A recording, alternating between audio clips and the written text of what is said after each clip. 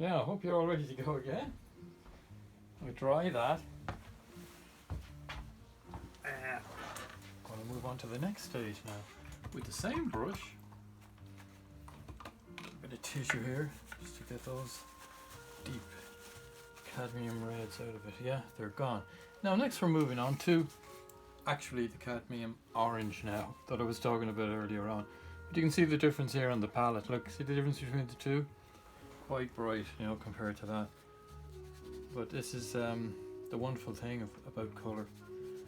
And this painting is almost, you know, it's just playing around with colour, almost in an abstract form, but creating something from it, creating a seascape and a wonderful warmth in the sky and the waters. Now you see, I just wanted to water that down a little bit, not too much, because what we're going to do is, you can see it there, we're going to come in next then into move in slightly. You have your cadmium red medium, you have your cadmium red light. Now we're going in slightly again, and we're going to apply the orange, okay? Nice and loose over this area. Nice and loose.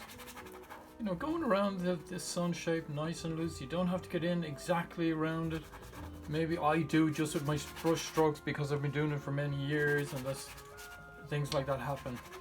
But you don't have to worry about that, because you'll perfect that shape towards the end, you know, with the final touches. And see, I'm just blending out a little bit into the cadmium red light. See that? So just blending it out a little bit. Doesn't matter if there's some red coming through from the base color, because that's what it's all about.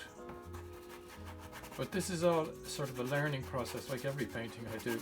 But you can begin to see why I'm doing this, because it's really exploring the way color affects. Each color affects another, you know, another color. You know, as I said in the earlier video, the simultaneous contrast. You can already see, like the red, the light red, cadmium orange. What's happening?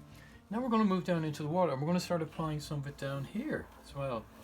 Now, in this area, you can sort of stay where we have the baseline of that landmass. Try and keep it straight enough. You know, it doesn't have to be architecturally straight, like as in an architectural drawing, because we're not illustrators, we're artists, okay?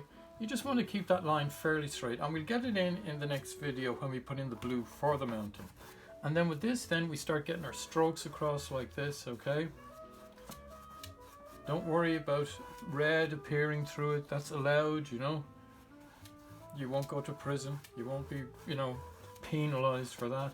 It's fine, because you want a sort of an effect of waves as well, and shadows here and there. And these are all going to build up, as I said, in layers, you know, which is a nice, which we always use, layers. And we sort of bring it down a bit more here in the center. Now some of these colors might disappear as we progress, but they don't really disappear. They will interact with other colors as we move along. You see already there the way you almost have a seascape just with those simple colors. Can you see that already? Just with the red, the light red and cadmium orange, and even leaving, you know, if we did close up this a little bit more, tiny bit more, just to get that evenness to the sun shape, you'd almost say, okay, I think I'll sign this now. And this is just to demonstrate at this stage of the painting, you know, with simple colors, how you can have a simple but effective composition without even defining the landmass. You know, you're after getting something there, which is quite nice actually. Now we're going to go back up a little bit more up here, back into the sky, so bring it a bit heavier in towards the sun, because we're happy with the outer area. And I love painting like this, building up and exploring and see what happens along the way, you know, as color interacts with color. It's just wonderful, wonderful. And I hope you're enjoying it as well. Okay, we have that there, and you can see we're just adding more vibrancy to that orange, and then we'll be coming back with the yellow. And I see my brush work there. Look, see that? See the way I'm jumping around to try and get some sort of a rhythm, and not dallying or stopping on one particular brush stroke, continuously moving. You know, this is what I'm always saying to you about these types of paintings. It's all to do with the brush work, you know, which you will develop your own style of brush work. Now I'm going to come back up here again. Okay, hear the crows outside and the ravens. They're on the roof of my studio. Can you hear them? Okay, now stay quiet there just to let you hear them. Every time I speak he wants to. I think there's a few of them outside. There's a big fat tomcat out there and he waits for his opportunity, but they're too smart, they're too fast for him. They always get away. Now, see that there? Okay, brushwork again. Different type of brushwork here, horizontal, because we want a horizontal stroke for the water, okay? But a nice loose horizontal stroke. It's not a ruler horizontal stroke, if you know what I mean. Okay, it's not coming up really nice.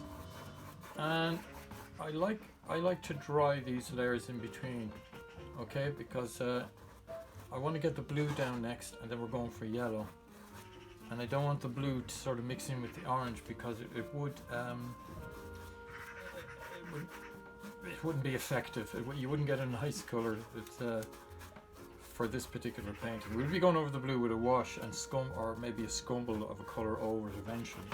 But I think, now do you see that? That's, I mean, I wasn't putting a huge amount on my brush. That's the other secret of painting. You don't have to put out a whole tube of paint or put a whole dollop of paint on your brush. I'm always so tentative about building up paintings like this, because the smallest amount will go so far, you know.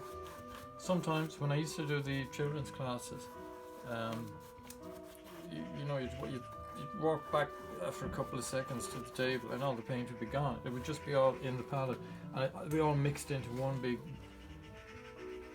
I don't know, monument to the opposite colour, because there'd be no colour left in it. And that's the first thing you have to teach children, about how to dispense colour before you even give them a paintbrush. Now, okay, we're happy with that, and then we're going to have to do the same thing. Sorry about this, we're going to have to dry it. You should put on the kettle now, or open your bottle of wine. Okay, talk to you soon.